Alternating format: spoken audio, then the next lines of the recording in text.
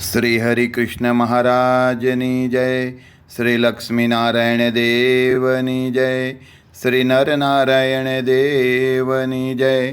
શ્રી ગોપીનાથજી મહારાજની જય. શ્રી રાધારમણ દેવની જય. શ્રી મદન મોહનજી મહારાજની જય. શ્રી ધર્મ ભક્તિ વાસુદેવની જય. શ્રી ઘનશ્યામ મહારાજની જય. શ્રી નારાયણ મુનિ દેવની જય. શ્રી મર્યાદા પુરુષોત્તમ શ્રી રામચંદ્ર ભગવાનની જય. શ્રી બાલકૃષ્ણ લાલની જય. શ્રી વિઘ્ન વિનાયક દેવની જય.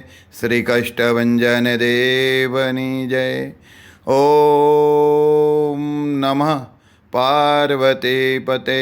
હર હર મહાદેવ હર.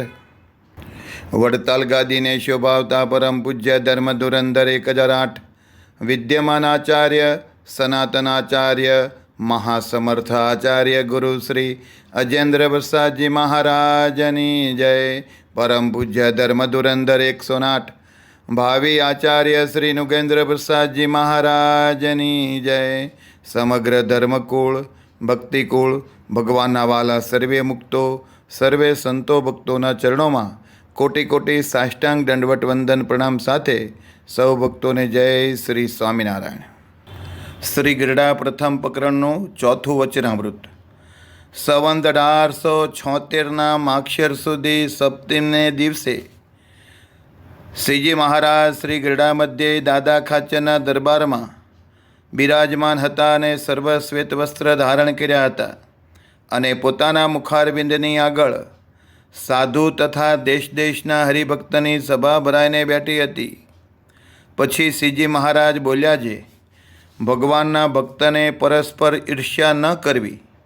ત્યારે આનંદાનંદ સ્વામી બોલ્યા છે, હે મહારાજ, ઈર્ષ્યા તો રહે છે. ત્યારે શ્રીજી મહારાજ બોલ્યા છે, ઈર્ષ્યા કરવી તો નારદજીના જેવી કરવી. જેમ એક સમયને વિશે નારદજી અને તુમ્રુ એ બેને વૈકુંઠને વિશે શ્રી લક્ષ્મીનારાયણના દર્શન કરવા ગયા. તે શ્રી લક્ષ્મીનારાયણ આગળ તુમ્રુએ ગાન કર્યું. તેણે કરીને લક્ષ્મીજી તથા નારાયણ એ બે પ્રસન્ન થઈને તુમ્રુને પોતાના વસ્ત્ર આભૂષણ આપ્યા.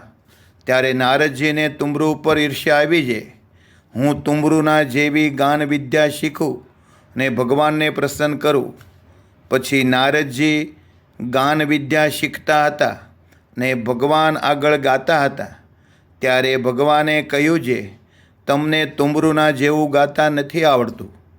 પછી વળી શિવ ઉપર તપ કરીને શિવ થકી વર પામીને ગાન વિદ્યા શીખીને ભગવાન આગળ ગાવતા હતા. તો પણ ભગવાન એની ગાન વિદ્યા ઉપર પ્રસન્ન ન થયા.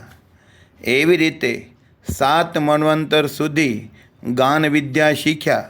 આવી રીતે ગાયન વિદ્યા શીખ્યા અને ભગવાન આગળ ગાયા તો પણ ભગવાન પ્રસન્ન ન થયા. પછી તુમ્રુ પાસે ગાન વિદ્યા શીખ્યા અને શ્રી કૃષ્ણ ભગવાન આગળ દ્વારકામાં ગાતા હતા. ત્યારે શ્રી કૃષ્ણ ભગવાન પ્રસન્ન થયા અને પોતાના વસ્ત્ર અલંકાર નારદજીને આપ્યા. ત્યારે નારદજીએ તુમ્રુ સાથે ઈર્ષ્યા મેલી. માટે ઈર્ષ્યા કરવી તો એવી કરવી છે, જેની ઉપર ઈર્ષ્યા હોય તેના જેવા ગુણને ગ્રહણ કરવા અને પોતાના અવગુણને ત્યાગ કરવા. અને તેવું ન થવાય. અને જે ઈર્ષ્યાએ કરીને ભગવાનના ભક્તનો દ્રોહ થાય તેવી ઈર્ષ્યા તો ભગવાનના ભક્તને સર્વે પ્રકારે ત્યાગ કરવો. ઇતિ વચનામૃતમ ગરડા પ્રથમ પ્રકરણનું ચોથું થયું. સહજાનંદ સ્વામી મહારાજની જય.